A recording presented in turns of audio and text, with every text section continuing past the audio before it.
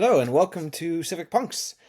This is actually part two of a series. It is a reflection on a radio play that I wrote, co-wrote, I should say, in response to sort of capturing a debate I've been having with a guy named Paul Waller on the state of digital transformation in the UK. So first, go check out that radio play.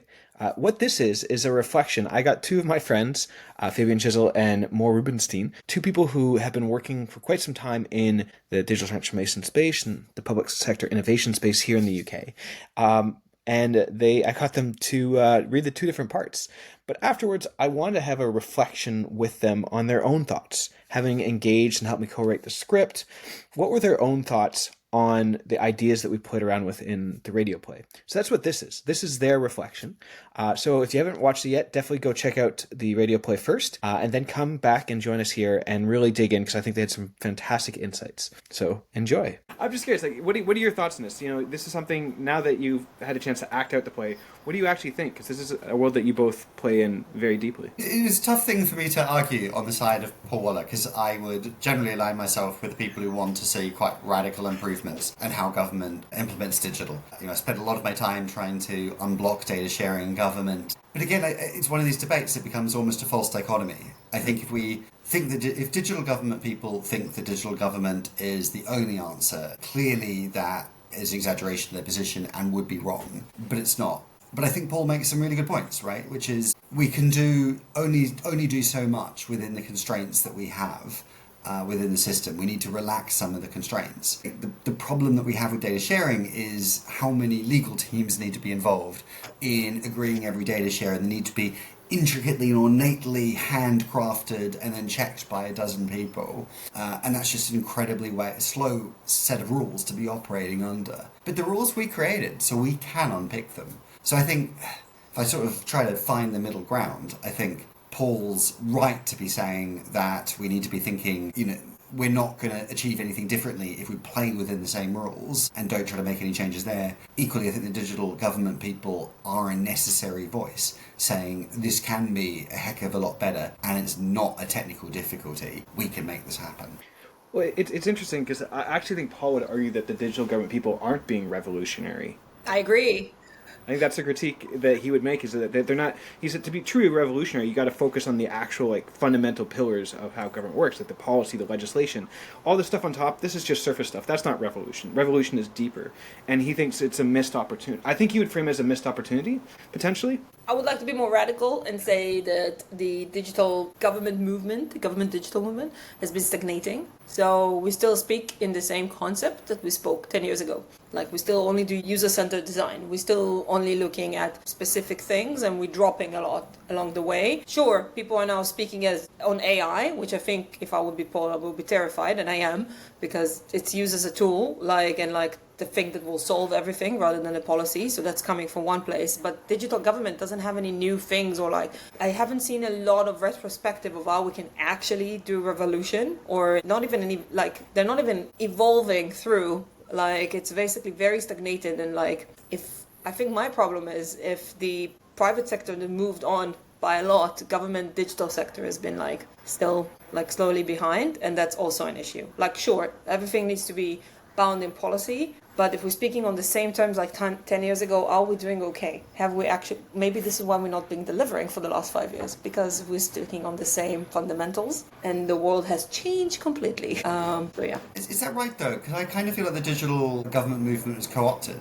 If we look at the early days of GDS, I feel like we draw the wrong lessons from history. A lot of what made GDS spectacularly successful was you had a highly empowered leader who knew what he was trying to do and the ability to work outside of the typical constraints imposed on the system. And they were able to achieve with 2 or 3 people unencumbered what squadrons of people had failed to do within the greater system. And yet what we've now done is we've put digital everywhere in government, but we've subjected it to horrendous amounts of governance, trying to predict.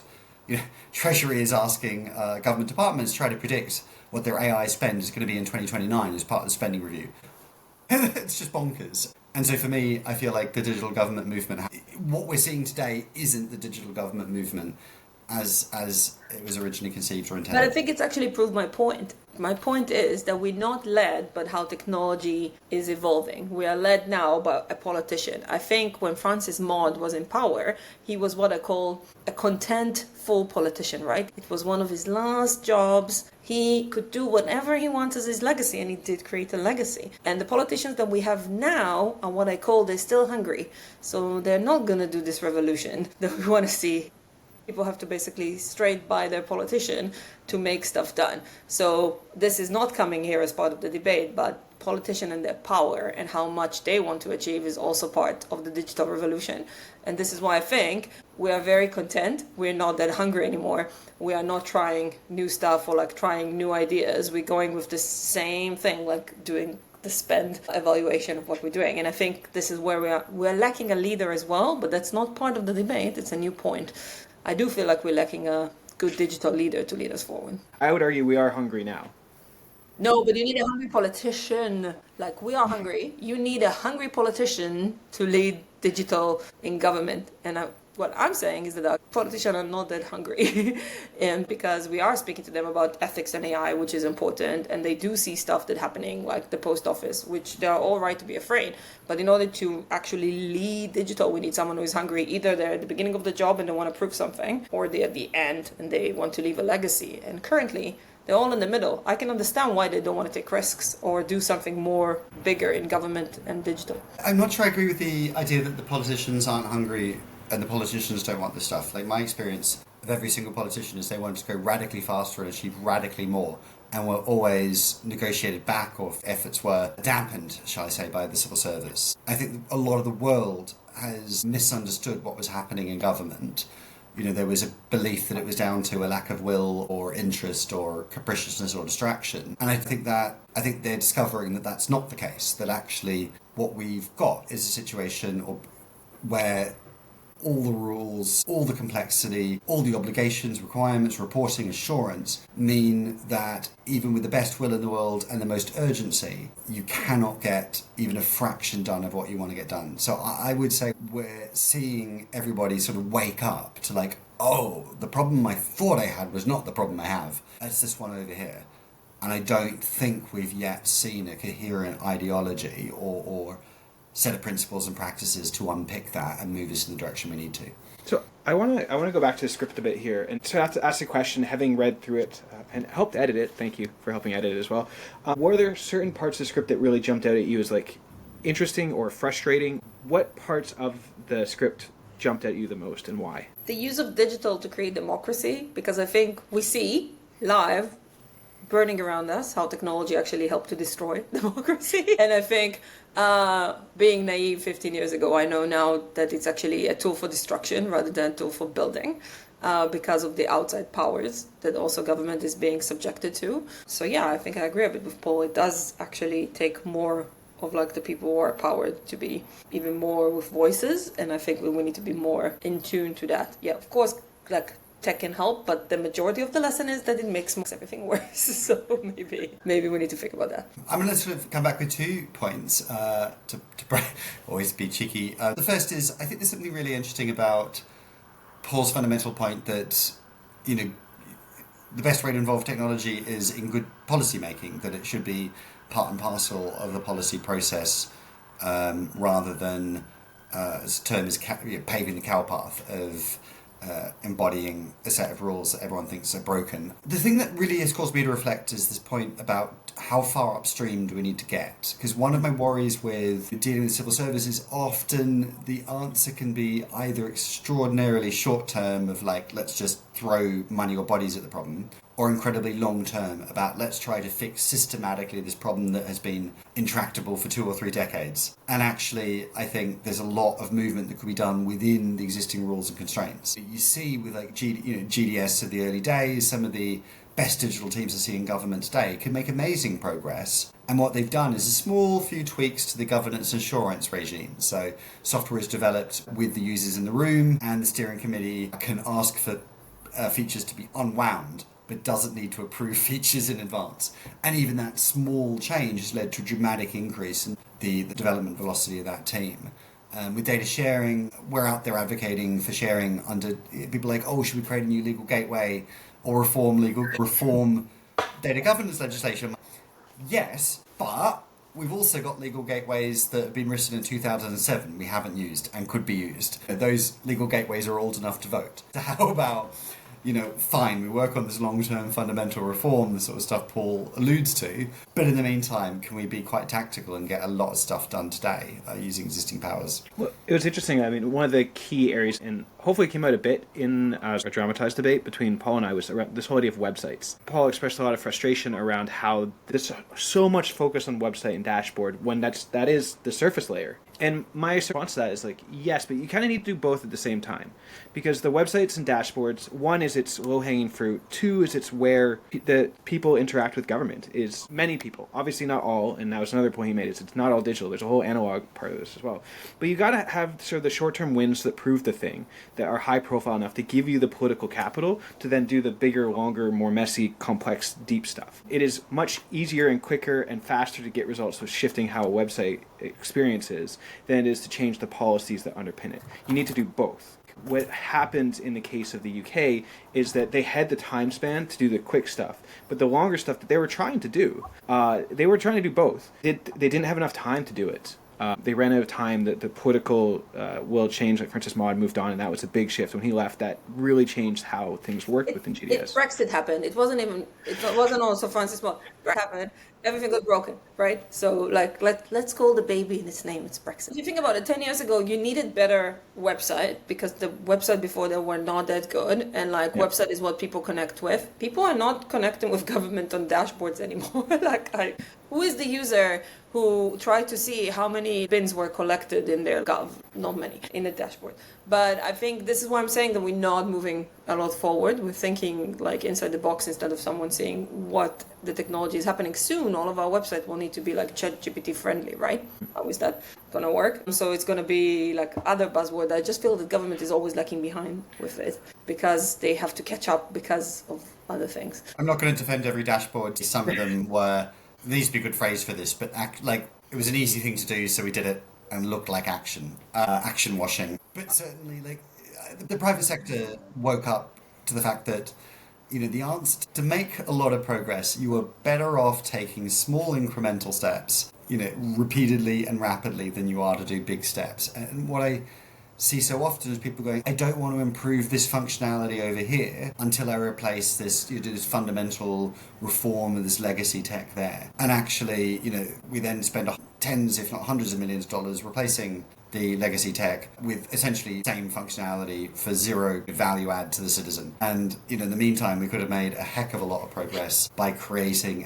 removing friction points with some targeted microservices or websites. So I think there is actually a lot of truth to a lot of benefit of just doing the quick things now and avoid sort of constantly redoing the plumbing and wondering why things never get better. I think what we're also missing is that the private sector doesn't have to deal with draconian procurement processes for tech like the government needs to deal with, right? And that's a whole different conversation, maybe, Derek, for next time. But this is also something that hinder, because I believe that we're using old procurement for other services, that it's fit, but it's not fit for purpose for digital and data. And there is a couple of papers that came out this year that says that, right? But that's also one of the things that is hindering. You can do everything, but if at the end of the day you hire the same 5 companies, it's really hard to get out of the contract, and they gonna tell you that you need one more developer to do something when you don't. That's gonna basically, Absolutely, procurement needs to be reformed. It blows my mind that we keep making the same mistakes. We want private sector to bring competition, but then we don't make them sign very basic agreements about getting data in and out. Yeah. These are solvable problems that we seem to choose not to solve. So thoroughly agree. Well, the good news is I'm going to be doing a whole series on procurement. Because we can have the best digital people in government, but if at the end of the day they're doing the procurement and they get these companies and they used to work with government in one way and we're not changing it, then what we're doing? I definitely agree with that. I think, I just think it's This is an interesting debate. One of the things that didn't make it into this debate, and you might have seen because there's a script and we have notes in the script, is that Paul and I have been having this debate about whether the digital government revolution that started with, Martha Lane Fox and Francis Maud and GDS here and then went to USDS and around the world, whether that's actually a new thing. Paul's of the strong opinion that it really wasn't any different than what existed before then, whereas I think it was dramatically different than what existed beforehand. And that's been an area where there is some friction in terms of our perspectives. Because his point is that if you look back at the statements from governments, the policy positions, like all the different things, he said there's not a lot of change in the last 30 years. So yes, this group came in with lots of energy and buzz, but they were talking the same way. It was still sort of new public management speak, so private sector speak being brought into government.